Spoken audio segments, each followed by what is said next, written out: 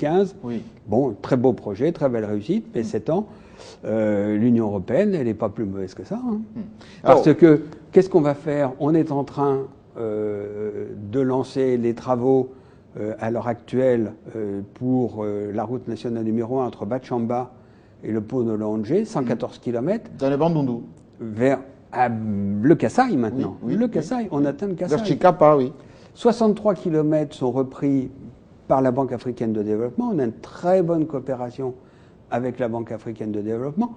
On a financé les études pour qu'ils puissent se greffer et donc on facilite le travail dans la région. Et dans le cadre du prochain programme qui va venir, nous allons construire 150 km de routes supplémentaires qui là aussi sont sur un programme de 400 km parce que, et là aussi la BAD et quelques autres institutions viendront également pour compléter le programme. Monsieur l'ambassadeur. Donc regardez, en quelques années, Oui. on aura fait quand même plusieurs centaines de kilomètres. Oui. Et puis surtout quand même une chose, c'est que c'est vrai qu'on fait très attention, mais que nos routes, elles sont solides et elles tiennent le coup quand même pendant plusieurs années. C'est le fameux débat, c'est que fait les Chinois n'est pas de bonne qualité, c'est que fait l'Europe de bonne qualité. Enfin, c'est le débat, l'éternel débat entre la Chine et l'Europe. Alors, j'aimerais quand même qu'on se dise quand même des choses clairement par rapport à ces investissements.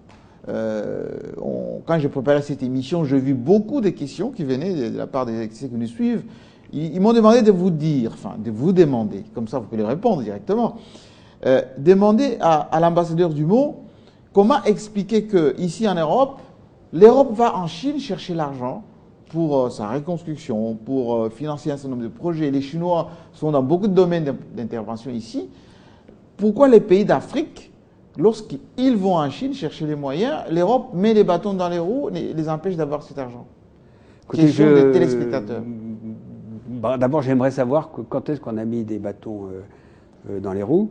Ils ont dit par exemple, le Congo a obtenu 9 milliards de dollars de la part de la Chine dans les contrats chinois. Il y a eu beaucoup de pression, y compris les Fonds monétaires internationaux, pour réduire ces 9 milliards, c'est devenu à 6. Et jusqu'à aujourd'hui, même pas 3 milliards ont été consommés par le Congo.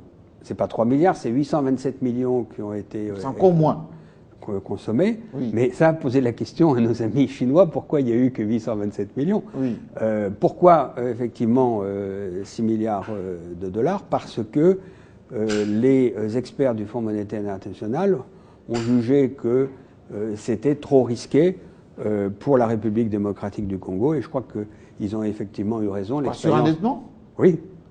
Mais parce que le Congo a eu son PPTE, il aurait fallu lui laisser avoir des moyens de sa politique, de sa reconstruction. C'est ce que vous avez empêché. On n'a pas du tout empêché. Le problème aujourd'hui, il est beaucoup plus simple que ça. C'est essentiellement du côté des ressources propres de la RDC qu'il faut trouver la solution. Là, lorsque le gouvernement Matata est arrivé en fonction en mai 2012, les recettes fiscales étaient en gros à 4 milliards de dollars. Aujourd'hui, elles sont encore à 4 milliards de dollars à peu près par an en réalité. Donc en fait, la première chose à faire, c'est d'augmenter les recettes, d'augmenter les recettes fiscales. D'augmenter les recettes fiscales. Oui. Et justement, tout le programme de finances publiques qu'on a et qui se fait sur la base de ce qui a été fait depuis, disons, une dizaine d'années environ, vise à augmenter d'une part les recettes de l'État congolais oui. et d'autre part à s'assurer que les dépenses sont faites en conformité avec qu'elles sont régulières et que l'argent est bien dépensé là où il doit aller. Donc il n'y a pas empêchement de l'Union européenne aux pays africains d'avoir les moyens de sa reconstruction? Évidemment que non.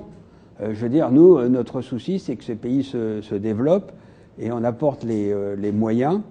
Et c'est vrai que les règles sont qu'il y a des entreprises, ça c'est ce qu'ont demandé d'ailleurs les pays dits ACP lorsqu'ils ont signé l'accord de Cotonou, c'est qu'il y ait une préférence pour les entreprises qui sont issues des pays dits Afrique, Caraïbes, Mais est-ce que Pacifique. ça fonctionne ces préférences? Parce que depuis la coopération CE-ACP des années, il y a eu ce qu'on appelle les accords privilégiés, les quotas, tout ceci n'a toujours pas fonctionné parce que les pays africains, au-delà d'être des pourvoyeurs de matières premières, aujourd'hui, ils ont aussi des biens de transformation. Vous ne voulez pas qu'il y ait des usines en Afrique? Mais pas du tout. Le problème, il n'est absolument pas là. Je vous donnerai par exemple un exemple. Nous sommes allés l'autre jour visiter la sucrière de Kouilou. Oui. Ça, c'est une entreprise qui représente environ 87 000 tonnes de sucre. C'est une large partie de l'alimentation en sucre de la capitale Kinshasa. Oui. C'est 5 000 emplois directs, c'est 50 000 emplois indirects, c'est 500 000 personnes qui en vivent. Et là, il y a des grosses difficultés et des menaces pour deux raisons. L'une, c'est les harcèlements dont l'entreprise est l'objet de la part d'un certain nombre de services, notamment... L'harcèlement fiscal, vous voulez dire? Oui, mais pas seulement fiscal. Hein. Vous avez aussi l'environnement, les services sociaux, etc. etc. Oui. Bon, et vous savez comment ça se passe. Et le deuxième, c'est l'importation à travers la douane à Lufu du sucre brésilien ou Donc à la angolais. frontière avec l'Angola. Ouais. Et Donc ça constitue un manque à gagner pour l'industrie nationale. c'est pas un manque à gagner, c'est bien pire que ça, c'est un risque, puisque compte tenu des harcèlements dont l'entreprise est l'objet, et du fait qu'une bonne partie de sucre vient de façon frauduleuse, Oui. disons-le, hein, Oui, oui. à travers Lufu, les coûts... Pourtant, c'est une entreprise, quand vous y allez, c'est vraiment très intéressant, parce que vous avez une entreprise qui est bien gérée, qui a les plants de canne à sucre les plus productifs, suivant les derniers enseignements de la génétique. Vous avez des ouvriers qui sont parfaitement formés et bien Donc vous, si je comprends bien, vous préconisez que l'État congolais sécurise ses frontières, fasse du protectionnisme, un peu comme l'Union européenne contre tout ce qui entre un peu sans taxe, et que pour encourager, enfin j'essaie de faire la lecture, hein, pour encourager l'industrie nationale d'exister et surtout de faire des bénéfices. Gagne du temps, monsieur l'ambassadeur. Alors juste une chose pour simplement corriger, dire que l'Europe est protectionniste, mais évidemment inexact. L'Union européenne... Il faut Marine Le Pen, hein, c'est qu'elle dit... Est-ce que sache, elle n'est pas au pouvoir?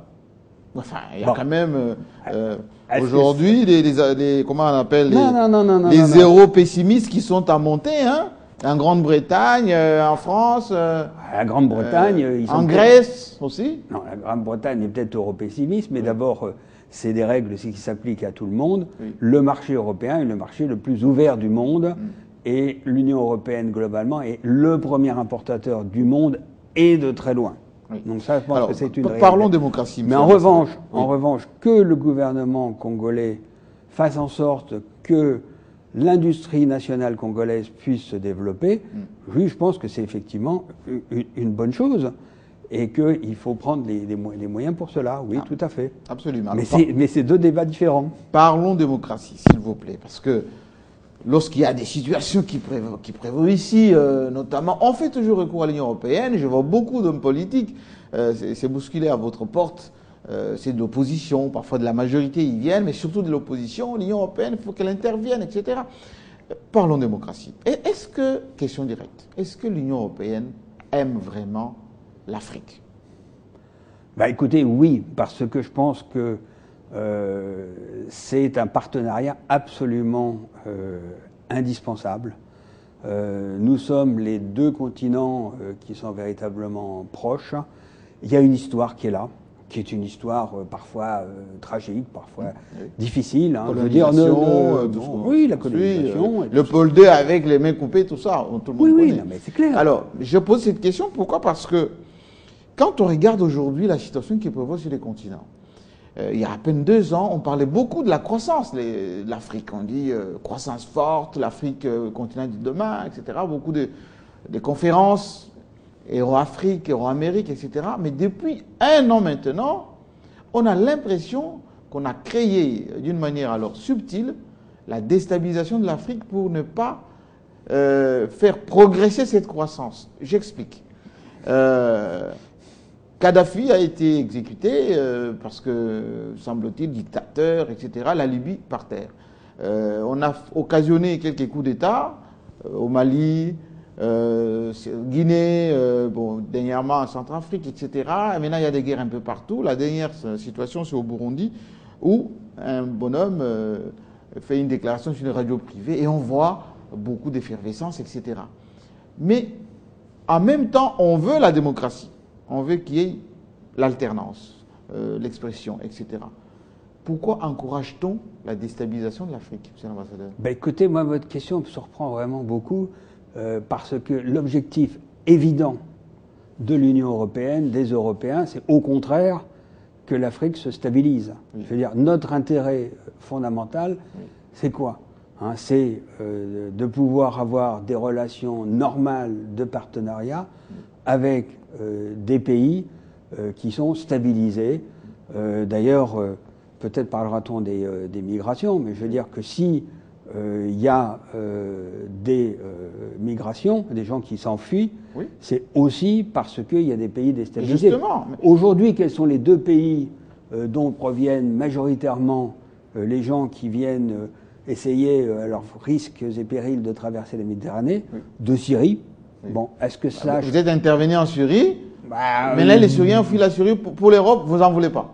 Vous avez exécuté Kadhafi, mais là, les Libyens... on va revenir sur Kadhafi. Les Libyens, enfin, les Africains passent par la Libye, vous n'en voulez pas. Et pas plus qu'aujourd'hui, il y a une réunion de ministres européens sur les quotas. La France ne veut pas de quotas. Finalement, vous détruisez les pays africains, maintenant les Africains viennent chez vous, vous n'en voulez pas. Alors, je ne peux pas vous permettre de dire que nous détruisons les pays africains. Oui. Reprend donc le deuxième pays d'où viennent les immigrants, oui, c'est l'Érythrée. Et là aussi, oui, c'est à côté de l'Éthiopie. Ouais. Pourquoi? Parce que c'est aujourd'hui le régime le plus répressif. Dictature. Oui, le plus dictatorial en Afrique. Et donc les gens fuient. Alors, si on reprend les différents pays, bon, prenons le Mali. Oui. À ce que je sache, la France, en l'espèce, est intervenue pour protéger le Mali. Contre les djihadistes du Nord. Contre les djihadistes. Oui. Si la France n'était pas objectivement intervenue... Le Mali serait effondré. Voilà. Mais on nous avait expliqué aussi que l'arrivée d'IBK allait stabiliser le Mali, les Touaregs allaient signer, etc. Aujourd'hui, eh ben, la paix n'est pas là, on attaque les troupes de l'ONU, c'est encore plus de la déstabilisation plus qu'avant. Non. Non. La situation est évidemment pas idéale, oui, mais depuis quand même l'intervention de l'armée française au Mali, les choses se sont quand même... Ça a stoppé la montée des djihadistes, ça, oui, ça c'est sûr. Non, mais en dehors de ça, il y a quand même un président qui a été élu dans des conditions de transparence et de crédibilité réelle. Il y a un pouvoir qui se rétablit. Les choses ne sont pas simples, mais on ne le fait pas en une journée. Pour ce qui concerne la Libye, la Libye n'était pas un État. La Libye était une dictature qui était dirigée par un autocrate. Oui, mais non seulement un autocrate. Les choses. Mais non, mais c'est pas ça. Évidemment, c'est un problème. Mais surtout, il n'y avait pas d'État. Il n'y avait pas d'État. Mais il n'y avait pas, comment dire, aujourd'hui, excusez-moi du terme, les terreaux du terrorisme, que maintenant les armes circulent partout. Il y a autant de gouvernements que des milices. Personne ne contrôle la Libye. Oui, mais personne ne contrôlait la Libye avant. C'était pas un véritable État. Et je vous rappelle quand même que l'intervention quand même a été votée par le Conseil de sécurité à l'ensemble des pays membres du Conseil de sécurité, y compris les 5 membres permanents. Et c'était pourquoi? C'est parce que le pays était en révolte. Est-ce que c'est bien maintenant ou que par rapport à la période de Kadhafi, si vous étiez libyen? Moi, je ne suis pas libyen. Enfin, si vous étiez libyen aujourd'hui, vous auriez voulu être pendant la période de Kadhafi ou pendant la période de maintenant? Je dirais que ce qui vaut mieux, c'est être dans une période où les choses iront mieux. Oui. Et c'est ce à quoi on travaille. Quand les Mirages français sont intervenus, oui, c'était quand même pour protéger la population de Benghazi qui était à la veille d'être massacrée par les chars de Kadhafi. C'était ça la réalité. Ça, Berlusconi a dit que c'était pas ça la raison. C'était un règlement de compte entre Sarkozy et Kadhafi. Bon, on va pas y revenir. Écoutez, moi, je ne sais pas si... C'est ce qu'il a dit, l'ancien Premier ministre italien. Hein, il a dit dans une déclaration. Je vous laisse la responsabilité, voilà, et la crédibilité. Revenons à la démocratie, monsieur l'ambassadeur, parce que ceux qui nous suivent, notamment les Congolais, qui aiment beaucoup recourir à l'Union européenne, se posent cette question. Est-ce que c'est tout à fait normal que quand il y a les dialogues en ce moment initiés par le président de la République en réponse aux sollicitations des Camérés, des Tshisekedi et les autres,